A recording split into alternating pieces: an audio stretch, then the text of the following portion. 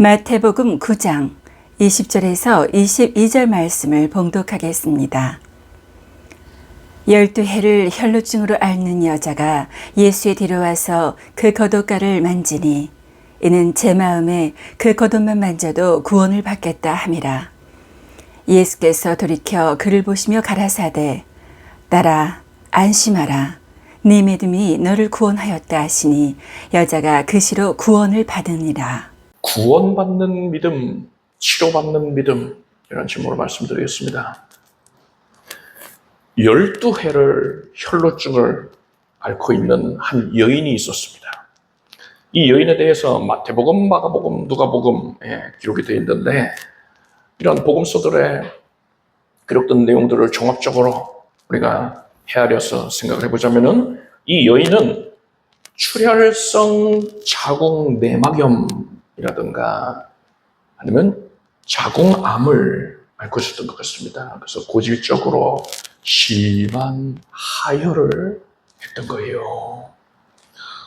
오랜 하혈로 인하여서 몸속의 피가 부족하게 됐습니다. 이 여인의 얼굴은 심히 창백해졌을 것이고 극심한 빈혈이 찾아와서 거동조차 하기 힘들었을 겁니다. 이러한 질병만으로도 너무나 고통스러운데 율법에서는 유출병을 부정한 병으로 여겼습니다. 그래서 환자와 접촉하는 사람들까지도 다 같이 저녁까지는 부정해진다, 이렇게 선언을 하고 있는 거예요. 그렇기 때문에 이 여인은요, 함부로 집 밖에 나갈 수가 없었습니다. 집 밖에 나갔다가 누구와 옷깃이라도 스치면 어떻게 됩니까? 그 사람을 율법이 부정하다 하잖아요. 그래서 감히 유출병 환자가 어디 집 밖을 돌아다니느냐 하고서 정죄를 받게 된단 말입니다. 이 여인은 혈루증을 고치기 위해서 12년 동안 수많은 의원들을 찾아다니고 약값도 많이 썼을 겁니다. 치료비로 많은 돈을 지출을 해서 가지고 있는 재산을 거의 다 탕진하게 됐을 거예요. 잃어버리게 됐을 것입니다. 이 여인이 건강도 심히 연약하고 사람도 만날 수가 없고 교제가 허락되지 않고 재산까지도 거의 다 잃게 되었으니 그 마음이 얼마나 힘들겠습니까? 아무런 희망도 보이질 않아서 크게 낙심되어 있었을 것입니다. 그러던 차에 이 여인이 예수님에 대한 소문을 듣게 됐어요. 당시에 온 이스라엘이 예수님에 대한 소문들로 인하여서 들썩들썩거렸단 말입니다. 메시아가 나셨다. 성경에 기록된 다윗의 자손 메시아, 그분이 오셨단다. 그분이 바로 나사렛 예수시란다. 병든 자를 고치고 귀신을 쫓아내신다고 한다. 그런 거예요. 이 여인은요, 이 말을 듣고서 하나님의 아들이신 메시아가 오셨다고. 이 메시아, 이분이 바로 하나님께서 깊은 어둠 속에 매몰되어 있었던 자신에게 한 줄기 빛을 내려주신 것으로 그렇게 느껴졌을 겁니다. 그래, 예수님께 나아가는 거야. 예수님은 나를 고쳐주실 수 있을 거야. 그런데 이제부터가 문제예요. 만약에 집 밖에 나갔다가 내가 혈루증 환자인데 집 밖에 나온 거를 사람들이 알았다면은 그럼 어떻게 되겠습니까? 가만 안 둘 거예요. 그래서 사람들 모르게 뭐 두건을 쓰나든가 우선 얼굴을 가리고 가는 거지요. 예수님을 만나서 예수님 나 좀 고쳐주세요 이럴 수도 없잖아요. 사람들이 알아보면 안 되니까요. 그래, 예수님 뒤쪽으로 가서 예수님 겉옷을 살짝 만지고 와야겠다. 예수님은 메시아이시니까, 하나님의 아들이니까 내가 예수님의 옷깃을 만지기만 해도 나는 고침받을 거야, 이렇게 생각을 한 거예요. 이때 예수님은 수많은 군중들에게 에워싸인 채로 이동을 하고 계셨습니다. 이 여인은 저 멀리서 사람들에게 둘러싸인 채로 예수님이 계신 것을 확인하거든요. 그 장소, 위치를 확인을 합니다. 워낙에 수많은 인파가 운집해 있잖아요. 이쪽 방향으로만 나가면 예수님께 도달하겠구나. 이 방향을 확인을 하고서는 이제 그리고 사람 인파 속으로 들어가는 거예요. 12년 동안이나 하혈을 했으니까 이 여인은 지금 제대로 서 있을 수조차 없어요. 몸을 가눌 수조차 없어요. 그렇지만 이 여인은 말 그대로 죽을 힘을 다해서 사람들을 해치고 조금씩 나아가는 겁니다. 당시 예수님은 이스라엘에서 제일 유명한 분이었습니다. 예수님을 둘러싸고 사람들이 한 번이라도 만져보려고 예수님의 옷깃에 손을 댔단 말입니다. 오늘날로 치면은요, 유명 연예인을 둘러싼 인파들이 그 연예인을 만져보려고 어떻게든 손을 대보려고 하는 것과 마찬가지인 것입니다. 사람들의 그러한 모습을 보고서 이 여인은 잘됐다, 다행이다, 내가 예수님을 만진다 하더라도 문제되지 않겠구나. 이렇게 수많은 사람들이 예수님의 옷을 만지고 있는데 내가 한 번 더 만진다고 해서 그게 뭐 두드러지지도 않겠구나, 이렇게 생각을 한 겁니다. 그러고서 이 여인은요, 이리 밀치고 저리 밀치고 하면서 결국 예수님의 뒤에까지, 바로 뒤에까지 나아가는 데 성공을 했습니다. 그러고서는 그 뼈만 앙상하게 남은 손길로 예수님의 겉옷을 만집니다. 예수님의 겉옷을 뭐 움켜 잡을 수가 있겠습니까? 그럴 힘도 없어요. 스치듯이 만지는 거예요. 그런데 바로 그 순간이었습니다. 이 여인이 커다란 전율을 느끼게 된 거예요. 흡사, 뭐 번개 맞은 것처럼 강력한 전기가 몸에 타고 흐른 것처럼 큰 출혈을 느끼고 자기 몸에 그 혈루 근원이 말라버린 것을 깨닫게 됐습니다. 내가 나음받았구나, 이것을 깨닫고서는요, 너무나 놀라운 마음이었어요. 그리고 또 사람들이 자기를 알아보면 안 되잖아요. 내가 외출한 사실을 다른 사람들이 알게 될까봐 그게 이제 두려운 겁니다. 그래서 재빨리 이제 자리를 피해서 다시 돌아오고자 하는 겁니다. 그때 예수께서 우뚝 멈춰 서십니다. 가던 길을 멈추고서는 예수께서 돌아보시는 거예요. 누가 내 옷에 손을 대었느냐. 그러자 그 곁에 서 있던 베드로가 예수님께, 예수님, 이렇게 많은 사람들이 예수님을 옹이한 채로 밀고 있었습니다. 수많은 사람들이 예수님을 만지고 있었잖아요. 아이고, 그런데 예수님께 손을 댄 자를 찾는다뇨. 이게 무슨 말씀입니까? 그래서 예수께서는 내게 손을 댄 자가 있도다. 이는 내게서 능력이 나간 줄 알미로라 하셨어요. 아니, 뭐 예수님 사람들이 밀치고 가니까 예수님이 화가 나셔가지고 누가 감히 나를 만져, 이러신 줄 알았는데 그것도 아닌 거예요. 능력이 빠져나갔다. 이 말씀을 듣는데 혈루병 고침받은 여인이 얼마나 놀랐겠습니까? 예수님 앞에 깜짝 놀라가지고서는요, 두려워 떨면서 엎드렸습니다. 그리고 그리고 지금까지 있었던 모든 사실을 그대로 고했어요.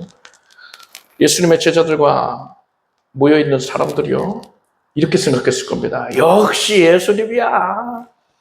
예수님이 보통 분이 아니구나. 되게 용하다. 혈루병 앓던 여인이 만졌으니까 예수님도 저녁까지는 부정해지는 것 아니냐. 그리고 이 여인이 예수님께 다가오느라고 수많은 사람들을 만졌을 텐데 그들도 다 부정해지는 것 아니냐. 그래서 예수님이 지금 이 여인을 꾸지람하시는 것이구나, 이렇게 생각한 거예요.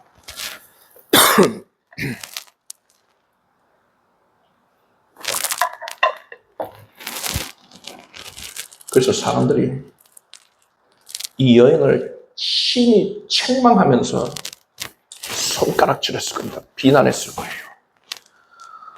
그렇게 이 여인은 지금 예수님께 어떤 불호령이 떨어질지 몰라서 두려워하고 있었어요. 벌벌벌 떨고 있는데 예수께서 여인에게 이렇게 말씀하시는 겁니다. 딸아, 딸이라고 부르셨어요. 안심하라 이거죠. 내가 너를 용납한다. 너를 지극히 사랑한다. 딸아, 내 믿음이 너를 구원하였으니 평안히 가라. 네 병에서 놓여 건강할지어다 하셨습니다. 예수께서 이 여인의 믿음을 칭찬하시고 여인에게 구원을 선포하셨습니다. 여기서 헬라어 원어를 보면요, 이 구원에 해당하는 단어가 소조인데, 이 단어는 영혼의 구원과 더불어서 질병의 치료를 함께 아우르는 말입니다.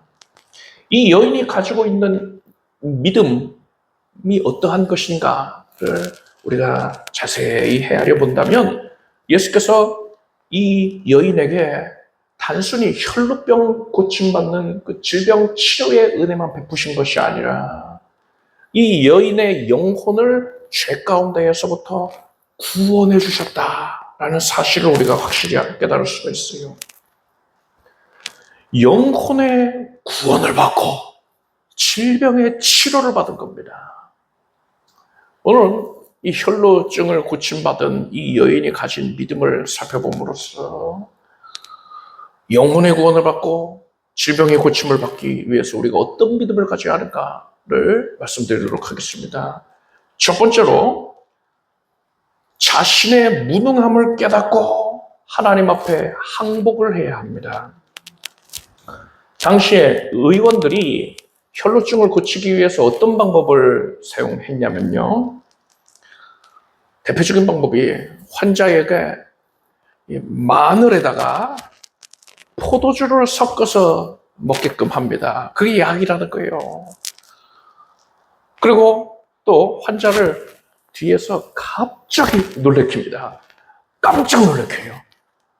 그러면 피가 멎을 수 있다 이거예요. 그러니까 전혀 의학적으로도 도움이 안 되는 방법들인 것이죠. 민간요법들인 거죠. 의원들 중에는 용하기로 소문난 자들도 있을 겁니다. 그리고 이 여인에게 돈을 받을 요량으로, 그죠? 돈을 갈취할 요량으로 악의적으로 접근한 사기꾼, 돌팔이 의원들도 분명히 있었을 거예요. 물론 여인의 병이 낫기를 간절히 바라고 있는 그런 선한 의도에서 이 여인을 도와주고자 했던 의원들도 있을 겁니다. 그렇지만 여러분, 동기가 어찌됐든 간에, 그들의 실력과 명성이 어찌되었든 간에 이 여인이 12해 동안 그들에게 치료를 받으면서 깨닫게 된 게 무엇입니까? 그러한 모든 방법들은 그저 자신에게 해롭기만 하다는 것뿐입니다. 괴롭기만 할 뿐이라는 사실이에요. 세상 그 어떤 방법으로도 나를 고칠 수가 없구나, 이것을 철저하게 깨닫게 됩니다. 그래서 이 여인은요, 이제는 세상 방법을 의지하려던 마음을 내려놓은 겁니다. 그리고서는 오직 하나님이 내신 방법만을 의지하게 되었던 거예요. 죄인이 구원에 이르기 위해서는 어떻게 됩니까? 나 자신이 추악한 죄인이다 라는 사실을 깨달아야 됩니다. 세상 그 어떤 방법으로도 나의 죄를 씻을 수가 없다. 내가 아무리 착한 일을 많이 한다 하더라도, 무슨 노력을 한다 하더라도 내가 내 죄를 씻을 수가 없다라는 사실을 반드시 인정을 해야만 합니다. 내가 죄악 중에 출생하였으며 모친이 죄 중에 나를 잉태하였나이다. 다윗은 이렇게 고백했어요. 그리고 사도 바울은 오호라 나는 곤고한 사람이로다. 이 사망의 몸에서 누가 나를 건져내랴 했습니다. 하나님의 마음을 흡족해 해드렸던 다윗이나 신약성경의 대부분을 기록한 사도 바울까지도 자신이 추악한 죄인임을 인정하고 고백했던 것입니다. 이렇게 나 자신이 추악한 죄인이라는 사실을 깨닫고 고백을 하게 된 자만이 하나님 앞에 비로소 두 손을 두고 항복할 수가 있습니다. 하나님, 내가 이것도 해보고 저것도 해보고 어떻게든 내 죄를 씻어보려고 했었는데 실패했습니다. 나는 절대로 내 죄를 씻을 수가 없습니다. 항복하게 되는 거예요. 그리고 그때 비로소 하나님께서 내신 유일한 구원의 길, 예수 그리스도를 발견하고 예수님을 영접할 수 있게 되는 것입니다. 천부여 의지 없어서 손들고 옵니다. 이 고백을 할 때에 비로소 예수님을 영접하게 되는 거예요.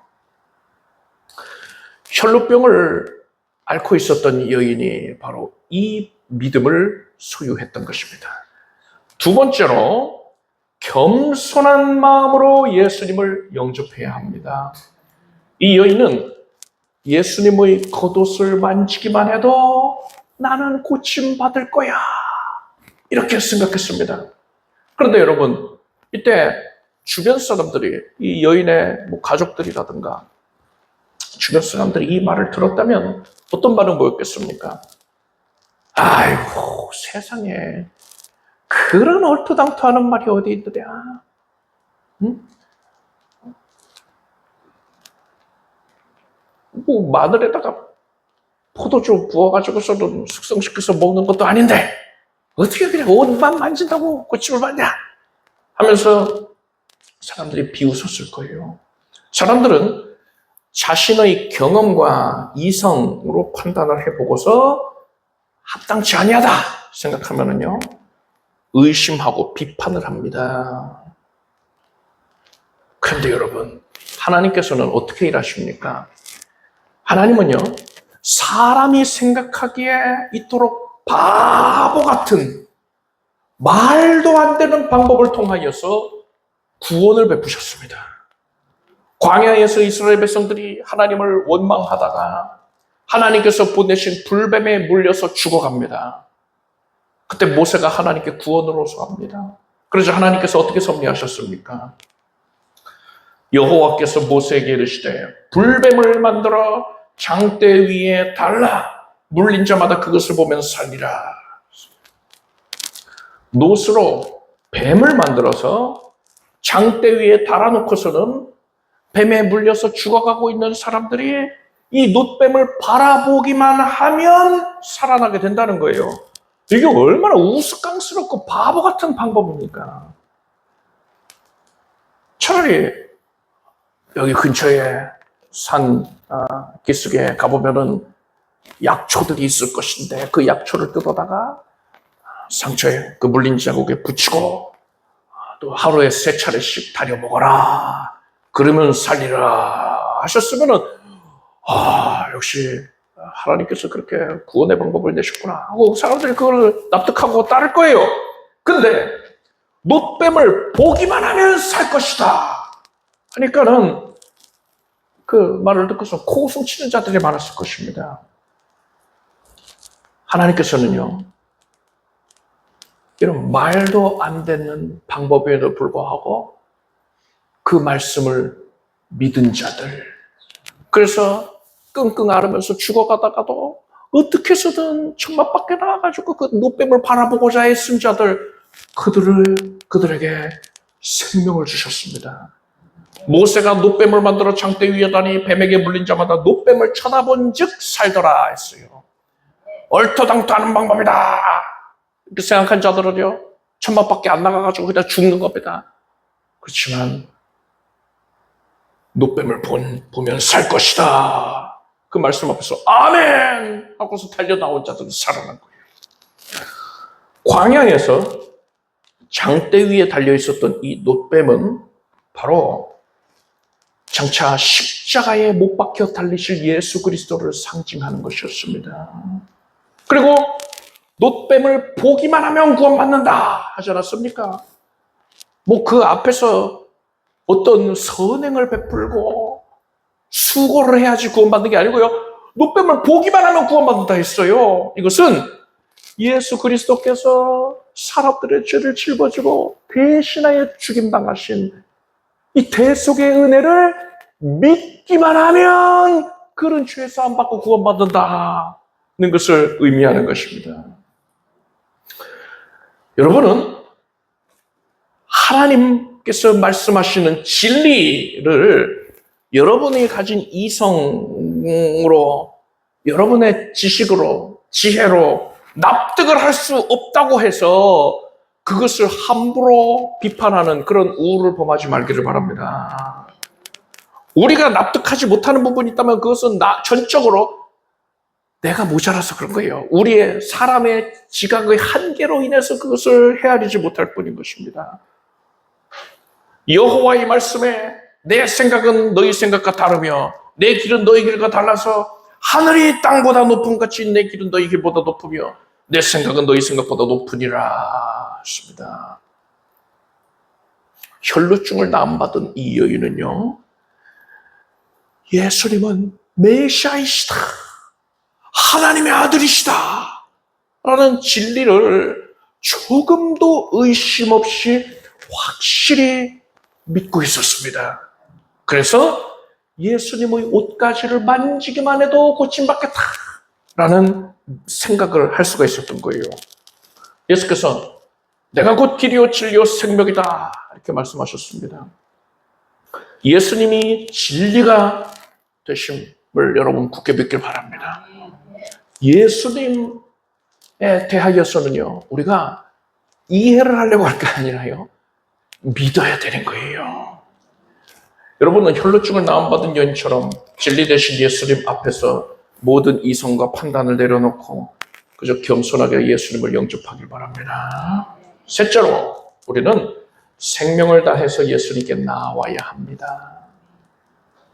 이 여인이 수많은 인파를 헤치고 나아가는 것은 절대로 쉬운 일이 아니었습니다. 건강한 사람이라 하더라도요, 수많은 인파에 밀리면은요, 중심을 잃고 넘어질 수 있어요. 넘어지면은 사고 나는 겁니다. 사람들이 밟고 싫지 않은데도 밟게 된단 말이에요. 짓밟히게 됩니다. 오랜 혈루증으로 인해서 기력이 쇠할 대로 쇠하여진 이 여인이 만약에 쓰러지게 되면은요, 죽는 거예요. 사람들에게 짓밟혀서 생명을 잃게 되는 것입니다. 그만큼 위험한 상황임에도 불구하고 이 여인은 그걸 알고 있는데도 불구하고 예수님께 나아갔습니다. 예수께서 사람에게 있어서 구원 얻어 천국 가는 것, 이것이 가장 중대한 일이기 때문에 사람은 반드시 자신이 가진 모든 것을 다 바쳐서라도, 가장 귀한 것을 바쳐서라도 구원을 얻어야 한다 이렇게 말씀하셨어요. 천국은 마치 밭에 감추인 보화와 같으니 사람이 이를 발견한 후 숨겨두고 기뻐하여 돌아가서 자기의 소유를 다 팔아 그 밭을 샀느니라. 또 천국은 마치 좋은 진주를 구하는 장사와 같으니 극히 값진 진주 하나를 만나매 가서 자기의 소유를 다 팔아 그 진주를 샀느니라 했습니다. 이 진주, 보화, 이것이 천국을 의미하잖아요. 구원을 의미한단 말입니다. 그것을 위하여 자기가 가지고 있는 모든 것을 다 기꺼이 팔 수 있어야 된다 하는 겁니다. 자, 그렇다면 사람이 가지고 있는 가장 귀한 것이 뭡니까? 사람이 가진 가장 귀한 것, 예수께서는 그것이 자기 생명이다 하셨어요. 사람이 만일 온천하를 얻고도 제 목숨을 잃으면 무엇이 유익하리요? 사람이 무엇을 주고 제 목숨을 바꾸겠느냐 하셨어요. 사람에게 있어서 자기 목숨, 즉 생명이 가장 귀하다 하셨단 말입니다. 그러니 하나님은 뭘 원하시는 겁니까? 이 가장 귀한 생명, 이것을 바쳐서까지 예수께 나와서 구원 얻기를 원하시는 거예요. 이런 예수님의 말씀을 토대로 이 여인의 행동을 바라보면 이 여인이 어떤 믿음을 가지고 있었는지를 알 수 있습니다. 여인은 구원을 얻기 위하여서 자신의 가장 귀한 생명까지도 바쳐서 예수께 나왔습니다. 짓밟혀서 생명을 잃을 수도 있는데도 불구하고 목숨을 바쳐서 예수께 나왔어요. 여러분도 이 여인과 같이 생명을 다해서 예수님께 나오기를 바랍니다.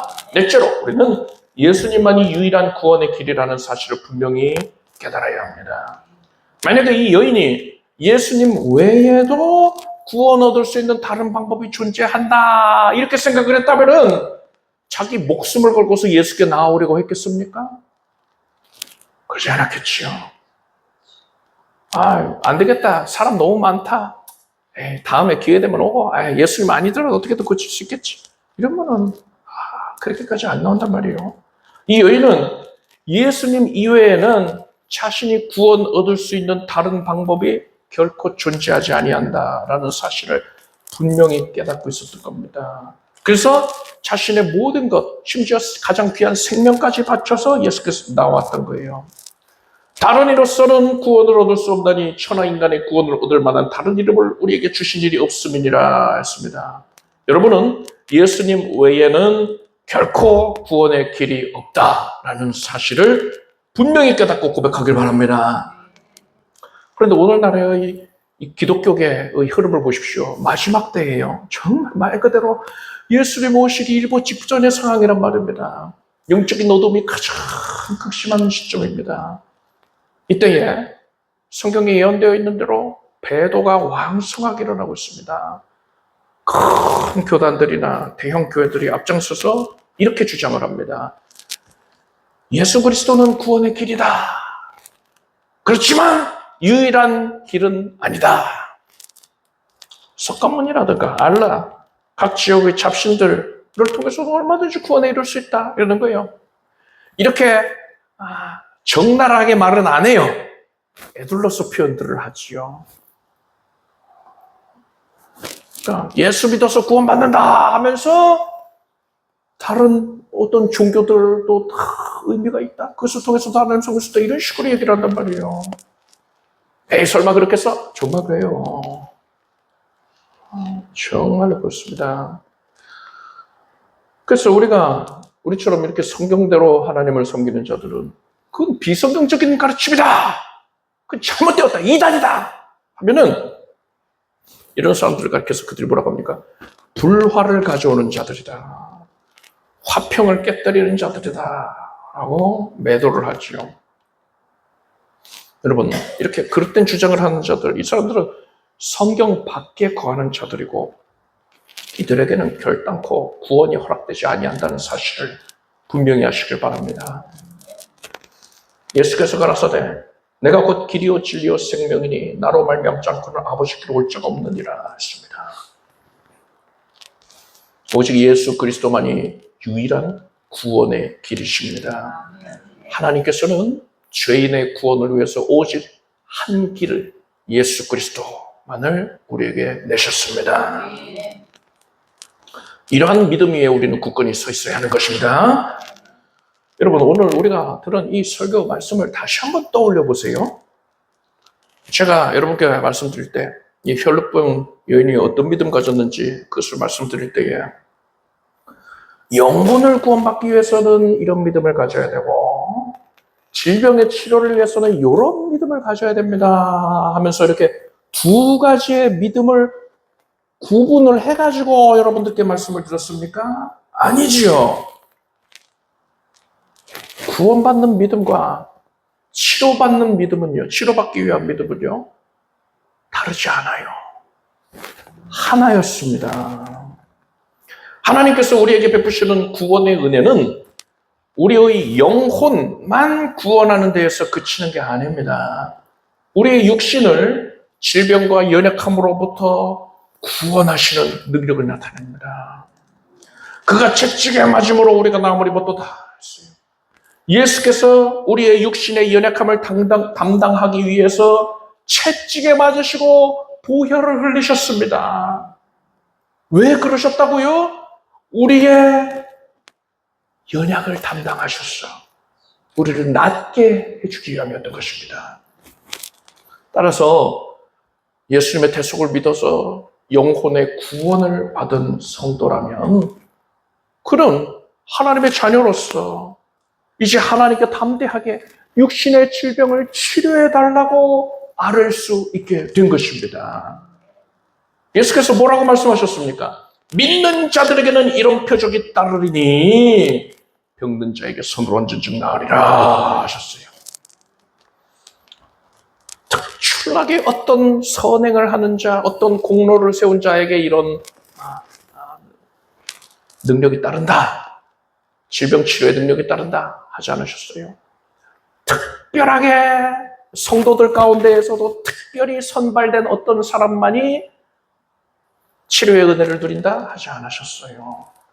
믿는 자, 예수 그리스도가 구세주이심을 믿는 자, 예수님이 대속의 은혜를 베푸신 것을 믿는 자, 그 사람에게 이러한 능력이 따르는 것입니다. 믿는 자에게 이런 능력, 구원의 은혜가 또 치유의 은혜가 따를 것인데, 자, 그렇다면 도대체 어떤 믿음을 가져야 하는 것입니까? 오늘 그것을 나눈 것이었어요. 첫 번째로 나의 죄인됨과 무능함을 철저하게 깨닫고 나는 하나님께 항복을 해야 됩니다. 두 번째로 나의 이성과 나의 지식, 지혜를 가지고서는 진리를 판단하려고 하면 안 돼요. 오직 겸손한 마음으로 진리 되신 예수님을 영접해야 되는 것입니다. 세 번째로 생명을 다해서 예수님께 나와야 합니다. 예수님만이 가장 귀하신 것을 알아야 돼요. 그래서 나의 생명까지도 아끼지 않고 주님께 달려나가길 바랍니다. 네 번째로 예수님만이 유일한 구원의 길이라는 사실을 분명하게 깨달아야 됩니다. 여러분도 오늘 본문에 나오는 이 혈루병을 고침받은 여인처럼 바로 이러한 믿음을 소유하기를 바랍니다. 그래서 영혼을 구원받았다면 거기서만 머무는 것이 아니라 하나님께서 영혼 구원받은 그 믿음 가진 주의 자녀에게 허락하신 치유의 은혜까지도 넘치게 누리게 되길 바랍니다. 기도하겠습니다. 하나님, 예수께서 채찍에 맞으심으로 우리가 나음을 입었습니다. 예수의 대속의 은혜 안에 치유의 은혜가 명확하게 포함이 되어 있습니다. 이제 구원의 은혜를 누리는 자답게 하나님께 병고침을 담대하게 구하고 신유의 은혜를, 은사를 넘치도록 향유하며 살게 하여 주시옵소서. 믿은 자에게 이런 표식이 따르리니 병든 자에게 손을 얹으시고 나으리라 하신 이 말씀 그대로 응하여 주시옵소서. 예수님의 이름으로 기도드립니다. 모두 자리에서 일어나시기 바랍니다. 가슴에 손 얹고 아픈 곳에 손 얹고 믿음으로 기도하겠습니다. 하나님, 예수 그리스도의 대속의 은혜로 말미암아서 흉악한 죄인이 죄 씻음을 받고서 하나님의 자녀가 되었습니다. 영혼 구원의 은혜만 허락하신 것이 아니라 우리가 이 땅 가운데에서 육신의 질고를 겪을 때에 예수께서 채찍에 맞으시고 우리가 나무를 입었어. 모든 질병까지도 예수께서 대신 떠맡아 주셨으니 감사를 드립니다. 이제 예수 믿는 믿음으로 우리는 강건해지겠습니다. 머리에서부터 발끝까지 정결하게 될지어다.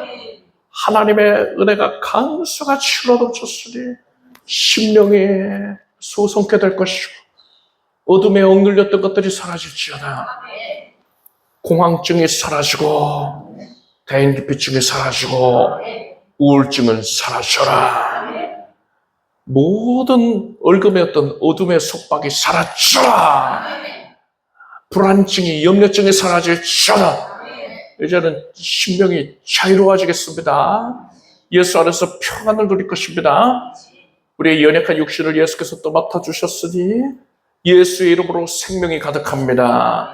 생명수가에 우리가 생명수 강가에 우리 온전히 우리의 몸을 적셨으니 지금 깨끗게 하소서. 만성적인 질환들도 사라질지어다. 암세포가 사라져라. 종양과 결석이 사라져라. 염증 사라질 것이고 통증 사라질지어다. 모든 수치가 정상이 될지어다. 생명으로 충만할지어다. 하나님께서 두통 없애주시고 비음을 고쳐주시옵고 눈의 질환을 고쳐주시옵소서. 턱 관절을 온전케 하옵시며 예수의 이름으로 목과 어깨와 팔목이, 손목이, 허리가, 고관절이, 하나님 골반이 모든 틀어짐이 온전해지고 디스크가 정상이 되게 해주시옵고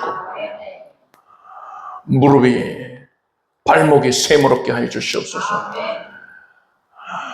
인대가 온전해지게 하소서. 오장육부가 강건해질지어다. 심장은 강건하게 될 것이고 폐에 차있던 물이 사라지고 더 이상은 다시는 틈타지 못하게 해주시고 세균과 바이러스가 사라지게 하시옵소서. 온몸이 새롭게 되었느니라. 깨끗하여진 인하여서 하나님께 영광을 올리게 될지어다. 하나님께서 주의 자녀들에게 모든 어려움과 연약의 제목에 변하여 감사와 기쁨의 제목되게 주시니 감사드립니다. 주의 사랑하는 자녀들의 각 가정을 보호하시고 온 가족들의 바라는 바 소원하는 바를 들어주시옵소서. 예수 그리스도의 선하신 응답을 날마다 만끽하게 하여 주시옵소서. 앞날을 열어주시고 닫혀있던 문들이 활짝 열려지고 홍해 가운데 길이 내게 하여 주시옵소서. 만남의 복을 허락하시고 믿음의 가정을 일구게 하여 주시옵소서. 취업과 진학을 허락하여 주시옵소서.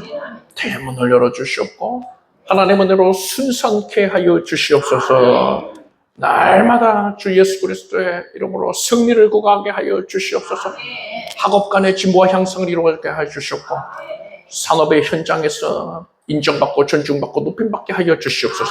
물질 얻는 덕을 내리셔서 선교사역을 하여 더 힘써서 이바지하게 하여 주시옵소서. 예수님의 이름으로 기도드립니다. 믿는 대로 될지어다. 박수 올리겠습니다. 자리에 앉으십시오. 준비하신 예물을 정성된 마음으로 드리겠습니다. 드리신 예물을 위해 축복 기도하겠습니다. 하나님, 모든 것이 하나님께로부터 왔으니 그것을 인정하고 고백하며 구별하여 하나님께 드립니다. 주의 자녀들의 헌신을 아름답게 여겨주시고 드린 정성 위에 지금 손을 얹고 복을 내려주시옵소서.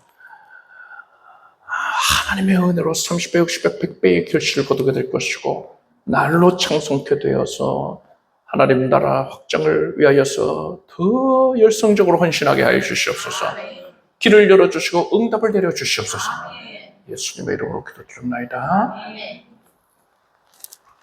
교회 소식을 말씀드리겠습니다. 추석 연휴가 멀지 않았는데 연휴 기간 중에 새벽 기도회 없습니다. 수요 예배도 없습니다. 추수감사주일에 임직 예배를 드릴 것입니다. 요한복음 17장 18절 19절 말씀을 우리가 함께 읽겠습니다. 아버지께서 나를 세상에 보내신 것 같이 나도 저희를 세상에 보내었고 또 저희를 위하여 내가 나를 거룩하게 하오니 이는 저희도 진리로 거룩함으로 깨어림이니라. 성경 읽기표 날마다 석 장씩 읽어 나가는데, 제가 뭐 계속 말씀드리지만 어제 안 읽었으면요 넘어가세요. 오늘 읽으면 되는 겁니다. 어제 100장 읽었다 했는데 오늘 안 읽으면은 다 소용없습니다. 오늘이 중요해요. 지금 이 순간이 중요합니다. 신앙은 항상 현재 진행형입니다. 그래서 여러분들 어제 못한 거, 또 어제 한 거 이거 연연하지 말고 어제 안 했으면 오늘 하면 되고 어제 했다 하더라도 오늘 해야 되는 겁니다. 그래서 항상 하나님께서 나의 신앙의 현재 상태를 주목하신다. 여러분 오늘 이 순간에 성경 읽기를 바랍니다. 우리 주 예수 그리스도의 은혜와 하나님 아버지의 사랑과 성령님의 교통하심이 주일 예배에 함께하는 살아가는 성도들 위해 영원토록 함께 없으기를 축원합니다.